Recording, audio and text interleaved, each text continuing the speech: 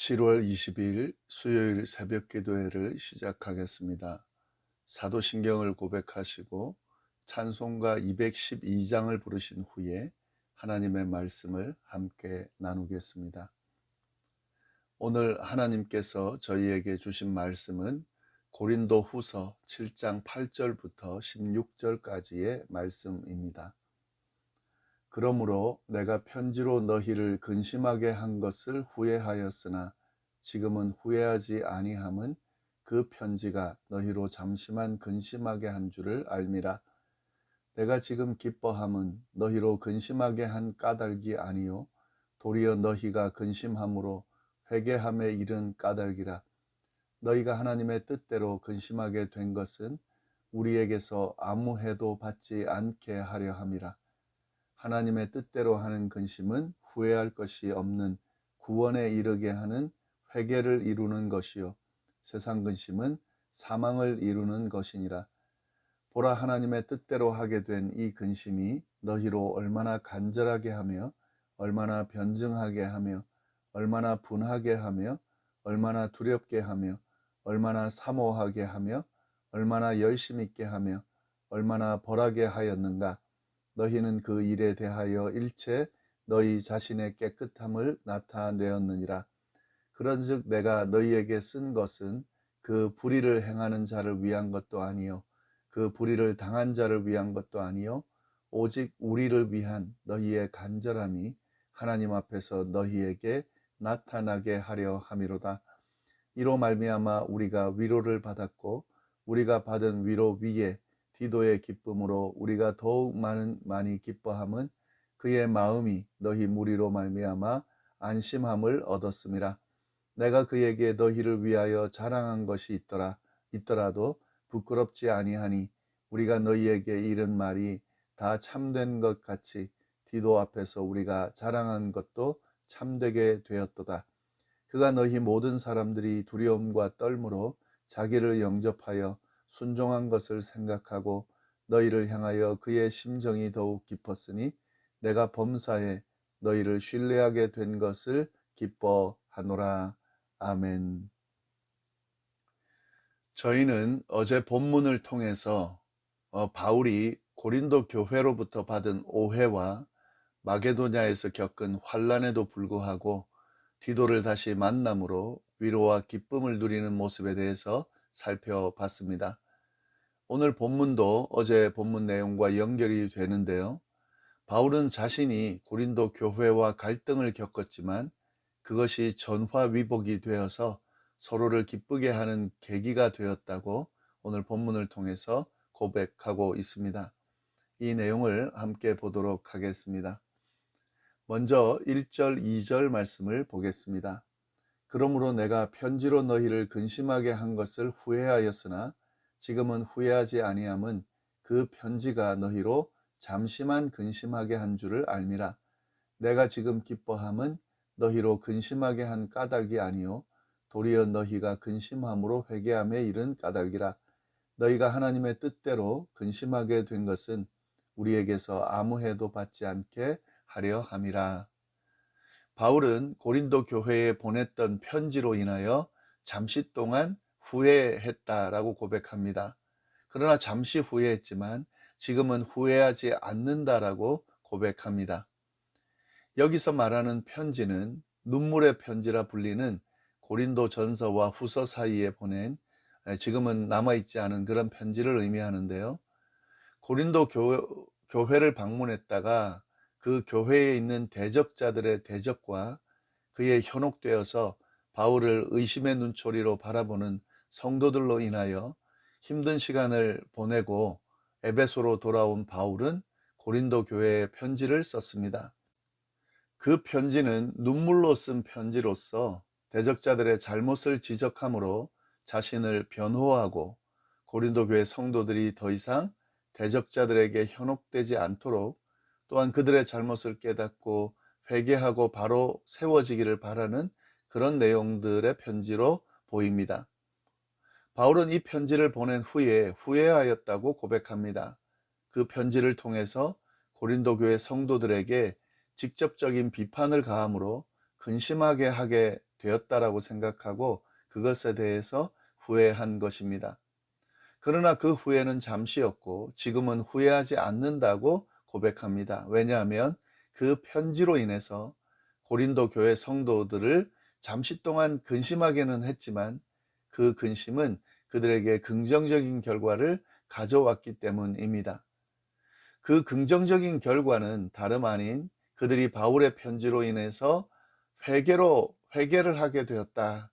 그래서 잘못을 인정하고 바로 세워지게 되었다라고 하는 사실이죠. 그 결과로 인해서 바울은 그 편지를 보낸 것을 후회하지 않고 도리어 그 편지로 인해서 생겨난 결과로 인해 기쁨이 되었다라고 고백하고 있습니다. 바울은 이런 긍정적인 결과를 언급하면서 그들에게 한 그 근심, 편지로 인해서 고린도 교회 성도들이 하게 된 그 근심이 그냥 근심이 아니라 하나님의 뜻대로 한 근심이라고 표현하고 있습니다. 근심은 분명하지만 하나님의 뜻대로 하나님 안에서 한 근심이라는 거죠. 긍정적인 결과를 준 근심이다 하는 거죠. 바울은 이렇게 표현하면서 근심의 두 가지가 있음을 설명하는데요. 10절 말씀을 보시면 하나님의 뜻대로 하는 근심은 후회할 것이 없는 구원에 이르게 하는 회개를 이루는 것이요 세상 근심은 사망을 이루는 것이니라. 근심에는 두 가지가 있다는 거죠. 하나님의 뜻대로 하는 근심과 세상의 근심이 있다는 겁니다. 하나님의 뜻대로 하는 근심은 후회할 것이 없는 근심이라는 거죠. 해도 되는 근심이라는 거죠. 왜냐하면 구원에 이르게 하는 회개를 이루는 근심이기 때문에 이 근심은 좋은 근심이라는 거죠. 그러나 세상 근심은 다릅니다. 세상 근심은 사망에 이르게 하는 근심이라는 거죠. 따라서 근심이라고 해서 같은 근심이 아니라는 걸 우리가 봐야 되는데요. 완전히 다른 결과를 나타내고 있다 하는 거죠. 바울의 편지를 받은 고린도 교회 성도들이 경험한 근심은 하나님의 뜻대로 한 근심이라는 거죠. 그 근심을 통해서 자신을 돌아보게 됐고 회개하고 하나님의 뜻을 제대로 분별하고 따르게 됐기 때문에 바울은 그 근심이 하나님의 뜻대로 한 근심이다 라고 그렇게 평가합니다. 그리고 자신이 쓴 편지로 인해서 이런 결과가 나타났다라고 그렇게 설명을 합니다. 바울은 이러한 설명을 쭉 하면서 좀 더 구체적으로 고린도 교회에 눈물로 편지를 썼던 이유를 12절에서 분명하게 밝히고 있습니다. 12절 말씀 보시면요. 그런즉 내가 너희에게 쓴 것은 그 불의를 행한 자를 위한 것도 아니요 그 불의를 당한 자를 위한 것도 아니요 오직 우리를 위한 너희의 간절함이 하나님 앞에서 너희에게 나타나게 하려 함이로다. 바울이 그 눈물의 편지를 썼던 이유가 뭐냐? 불의를 행한 자에 대한 처벌을 위한 것이냐? 그게 아니라는 거죠. 자기를 대적하는 사람들에 대한 처벌해달라는 편지의 내용이 그런 목적으로 쓴 것이 아니라는 거죠. 자신의 명예를 회복하는 것에 있지 않고 오히려 고린도 교회 성도들을 하나님 앞에 올바르게 세우는 데 있었다라는 사실을 바울이 분명하게 알려주고 있습니다. 좀 더 구체적으로 말한다면 바울이 이 편지를 보낸 것은 불의한 자들을 대적하는 자들을 처벌하거나 아니면 자신의 명예를 회복하기 위해서 쓴 게 아니라 이 고린도 교회 성도들이 진정으로 하나님 앞에서 회개하고 온전한 모습으로 변화되기를 원하는 간절한 기대와 소망 때문에 이 편지를 쓴 겁니다. 그렇기 때문에 이 편지로 인해서 고린도 교회 성도들이 근심하게 되었는지는 모르지만 바울의 의도대로 그들이 하나님 앞에서 회개하고 온전한 모습으로 변화되는 결과를 나타내므로 결국 바울의 이 눈물로 쓴 편지가 하나님의 뜻대로 하는 근심이 된 것이고 그 결과로 인해서 정말 고린도 교회 성도들이 바로 세워지는 그런 역사가 일어났다는 거죠. 자신이 이 고린도 교회에 눈물로 쓴 편지를 왜 썼는지를 설명하면서 그 의도대로 되었음을 지금 바울이 쭉 설명하고 있습니다. 이 말씀을 보면서 우리가 깨달을 수 있는 것은요. 내가 하고 있는 지금 근심이, 우린 근심 많이 하죠. 그 근심이 무엇인지를 제대로 분별할 수 있어야겠다 하는 사실을 깨달을 수 있습니다. 분별하는 방법은 뭐냐? 결과를 보면 알 수 있죠. 지금 내가 하고 있는 근심의 결과가 긍정적으로 흐른다면, 다시 말해 자신을 돌아보게 되고 잘못을 회개하고 바로 세우는 그런 결과를 나타낸다면, 지금 비록 근심하고 있지만 이 근심은 하나님의 뜻대로 하는 근심입니다. 이러한 근심은 해도 괜찮을 뿐만 아니라 해야만 하는 그런 근심이라는 거죠. 바울은 고린도 교회 성도들을 근심하게 하는 것을 걱정했지만, 그러나 이런 근심, 하나님의 뜻대로 하는 근심, 그래서 긍정적인 결과를 나타내는 근심이라면 해도 되고 또 해야 된다라고 생각하고 있는 것처럼 우리도 마찬가지입니다. 예, 이런 근심은 부담스럽지만 또 하고 싶지 않겠지만 하나님의 뜻대로 하는 근심이라면, 그걸 통해서 긍정적인 결과를 나타낼 수만 있다면 피하지 말아야 되고, 이 근심은 해도 된다는 거죠.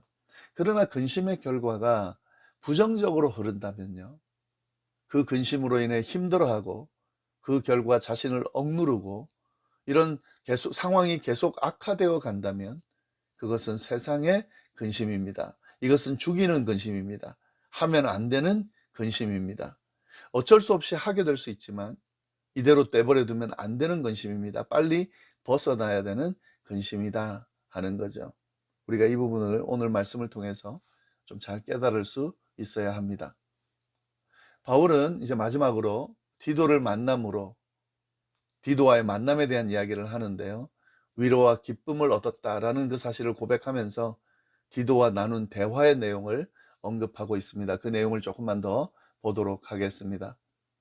바울은 고린도 교회 성도들의 변화된 소식을 디도를 통해 듣고 위로를 받았습니다. 그런데 이 중간에서 중개자 역할을 했던 디도가 바울이 위로받은 것 정도가 아니라 디도가 느낀 위로와 기쁨으로 인해서 바울은 더욱 위로가 되고 기뻐한다라고 고백하고 있습니다.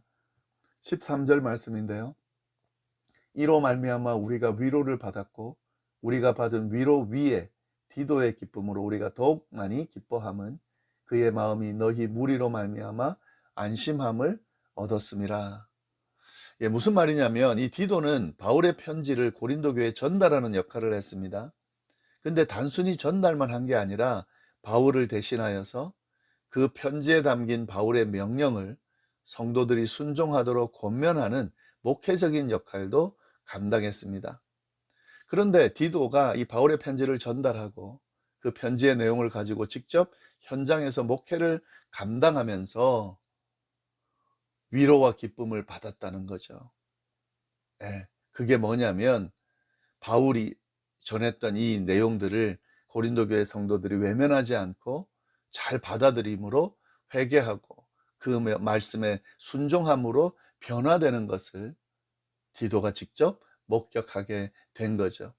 이 소식을 바울에게 전해준 겁니다.